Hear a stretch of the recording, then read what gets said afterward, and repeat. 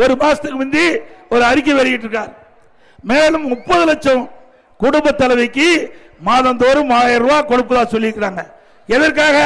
அடுத்த ஆண்டு சட்டமன்ற தேர்தல் வருது. மக்களுடைய செல்வாக்க திமுக இழந்துட்டது, கட்சியுடைய செல்வாக்கோ திமுக இழந்துட்டது. ஆகவே இப்படிப்பட்ட ஒரு அறிவிப்பை கொடுத்து இந்த 30 லட்சம் குடும்பத்தினுடைய வாக்குகளை பெறுவதற்காக இன்றைக்கு திரு ஸ்டாலின் அரசு அறிவிச்சிருக்குது.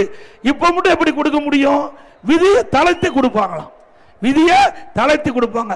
அப்போ 28 மாசம் கழிச்சு கொடுக்கும் போது விதியை தளர்த்தி கொடுத்திருந்தா இந்த 30 லட்சம் குடும்பத்துக்கு இன்னைக்கு 32 மாசம் கிடைச்சிருக்கும். இன்னும் ஆட்சி இருப்பது 7 மாசம். இன்னைக்கு 7000 தான் அவங்களுக்கு கிடைக்கும். ஆக 53,000 ரூபாய் அவருக்கு கிடைக்கல.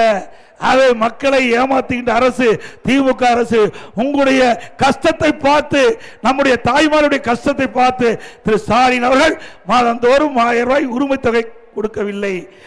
உங்களுடைய ஓட்டுக்களை நம்பி, உங்களுடைய வாக்குகளை நம்பி அடுத்த ஆண்டு நடைபெற்ற சட்டமன்ற பொதுத் தேர்தலில் திமுக வெற்றி பெற வேண்டும் என்ற ஒரே எண்ணத்தோடு இன்றைய தினம் அந்த விதிகளை திரட்டி 30 லட்சம் பேர் கொடுப்பதாக அறிவித்திருக்கின்றார். ஆக இதை நாம் உஷாராக பார்க்க வேண்டும்.